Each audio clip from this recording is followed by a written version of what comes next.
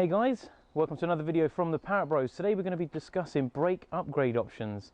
So this is going from a stock 225 Mk4 Golf R32 Turbo, standard Seat Leon, Cupra and S3 etc. other platforms on this model. So before I get into it, we'll jump into the intro.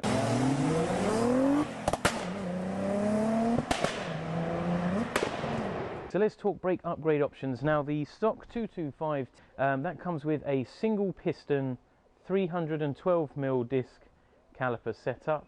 That is the same across all the platforms I discussed earlier. Now moving on to an upgrade for a 2-pot caliper with a 334mm disc. Comes in on the TTV6 and the R32 Mk4 Golf. And that is obviously a slightly bigger disc, sort of 22mm disc is bigger, so you get more surface area, better braking. It's a 2-piston caliper, which means you'll have more pressure on the pads, thus again giving you a better braking. And that is the sort of go-to upgrade for most, as it's not massively expensive and it does give you a bit more performance. Now the upgrade from that is the 4-pot caliper from the Seat Leon Cupra R, and that is, it only runs a 323mm disc, but it's a 4-piston fixed caliper. It's a Brembo, so there is quite a few options for discs and pads, especially in the racing sort of scene, or if you want some track day pads, etc. We'll go into that in a minute. But so they're the three options. So there's obviously the original stock, which is 312mm discs. You've got the TTV6 and the R32, which is a 2-pot 334mm disc. And then you've got the Leon, which is a 4-pot Brembo fixed caliper with a 323mm disc. Now what I'll do is I'll go through all three of those, and to what depending on what you're sort of planning to do with the car is depending on maybe what brake upgrade you want to go for yourself.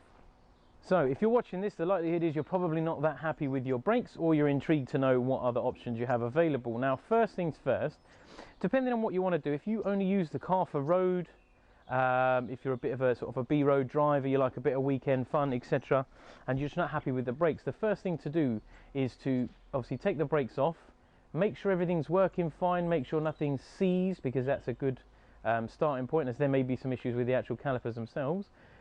Providing that's all right, because they're a floating caliper, they do slide backwards and forwards to allow pressure for brake pads on both sides, so it is worth definitely making sure that the sliders aren't seized. But the first thing you could look to do is upgrade just the discs and the pads on the car. Now you could put quite a sort of a racy pad on there. There's quite a few options for this platform, and they're not that expensive. When I had a quick look on the internet earlier today, the 312 platform discs, you can get obviously a range of discs from standard to groove to drilled, etc. To Tarox at the top end, which is about £350 for a pair of front discs.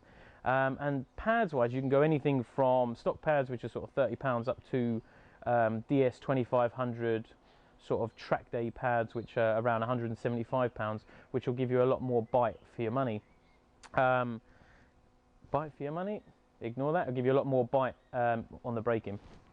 Cost you more money. But that is a good starting point. That will certainly make the brakes feel better, and it will give you a bit more braking for sort of, it depends on stock discs. Brembo front discs about £100, pads are 200, so say 300 quid. Upgraded the brakes. After that, if you're looking to do the TTV60 R32 2-pot calipers, I've seen kits trading second hand in a sort of a reasonably good condition for about £200–250. And providing you're like me, you want to use new discs and pads, because you don't want to use second hand stuff because you don't know what life it's had. Again, the discs and the pads, great choice, because again it's a performance caliper on performance cars, so there's quite a few good options available. Again, price wise, they're about the same as the 312, so you're looking at sort of 300-ish quid for a reasonably good set of genuine standard discs on some Ds2500s or some Mintex M1 which is quite popular in the Audi platforms. So that's a good upgrade, and you're looking at say £500 for that. And then thirdly is the Leon Cupra R 4-pot Brembos. Now the Brembos trade hands for sort of £300 to £400, just based on what I've found on the internet and what I've searched from previous. So you're looking at £300–400. The pads, again, a couple of £100. All the pads are similar prices across the range. And the discs are a little bit more pricey. They're about £140 for the Brembos. So you're looking at sort of £700–800, but you have got a 4-pot Brembo which is slightly better for things like track days, fast road. If you're a really aggressive driver and you brake really hard, because it does dissipate the heat better, it does deal with power better because it's a fixed caliper. You get a lot more pressure on the pads because it has 2 pistons on both sides. I'll tell you what, I'll grab one to show you. So this is what I've gone for myself. So this is the Brembo 4-pot. I'll give you a close-up. See what I'm talking about. So this is, it's got, I don't know what you can see, but it's got 2 pistons there and 2 pistons there, which means it will push on the pads evenly on both sides, giving you a better braking pressure and therefore better braking. The original one I also have, which I will grab to show you.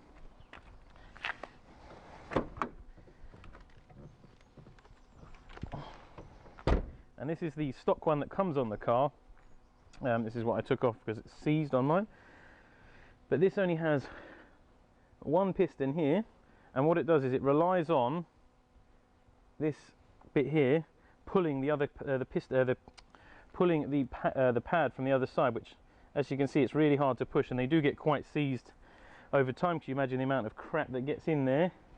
So this is the original caliper, and you can see the efficiency isn't as good, but again, cleaned up with some decent disc and pads, you will notice a benefit. Not loads, but you will certainly notice some. So that is the stock stuff covered. A lot of people go for the Brembos because A, they look great, B, better braking efficiency, and you get a massive wide choice of pads, discs, etc. You can get 2-piece discs. There's loads for them, and they're just a really good, well-performed caliper. They've done well on Leon's. I know the calipers I actually got off a friend of mine who used it on his track car for 3 years. So they work great. The only reason he upgraded is because he went to the AP touring car super brakes, which I will discuss in a minute. But yeah, that is the stock 3 options. I'll put all the part numbers and all the details you need to know in the description below. Before I jump on to the aftermarket options, into this top corner I'll put a card with all the details to our playlist, which covers all the great stuff like anti-roll bar upgrades, fitting a cooler, how-tos, fixes, all sorts of great stuff for the TT platform. So have a look at that, and if you haven't already, give us a subscribe and a like if you enjoy our videos.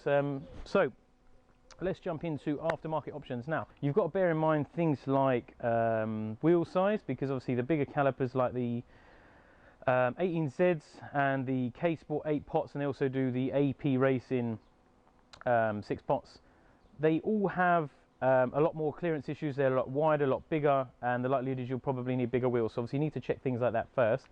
But the 3 kits I found, or you can make, and that's readily used on other people's cars, there's a lot of information on the internet, is the 18Z calipers, which come off the Q7s and the larger cars like that.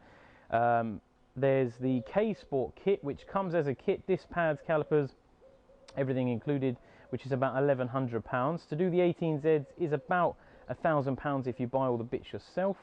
And the third option is the AP Racing calipers, which are used on the touring cars, which use a 2-piece disc, obviously separate bells, big aluminium calipers. That will run you somewhere in the region of between £2,000 and £2,500, so quite a lot. But, and I will stress this, I have looked, after doing a lot of research, I found on the internet a lot of people have said that these TTs are under servoed. So if you put anything larger than a 4-pot on there, you get what people have described as a long pedal, which is, I've had it before, is basically when you're driving, you fitted bigger brakes, like say 18Z, it's a lot more fluid to press all the pistons out of the calipers. So what you'll find is you'll drive, and as you hit the pedal, instead of being where you think it's going to be, it's a lot further down. So you have to put a lot more in to get the braking you need. Yes, the brakes work really well when they're there, but you lose confidence in the distance in the pedal. Now, the reason I discuss the OEM options are they keep the original feel to the pedal, and obviously people, if they buy a £1,000 car, aren't looking to possibly spend £2,000 on brakes. So you've got the options of obviously just upgrading them for a few £100s. You've got the option of going for the TTV6 R32 brakes for sort of £500, and then you've got the Brembo 4-pot option if you want some showy nice brakes. You're going to do a lot of track days for sort of £800–900. So do bear that in mind when you are looking. I'll pop the links to the stuff I found online, so if you want to have a little look, you can see what's there.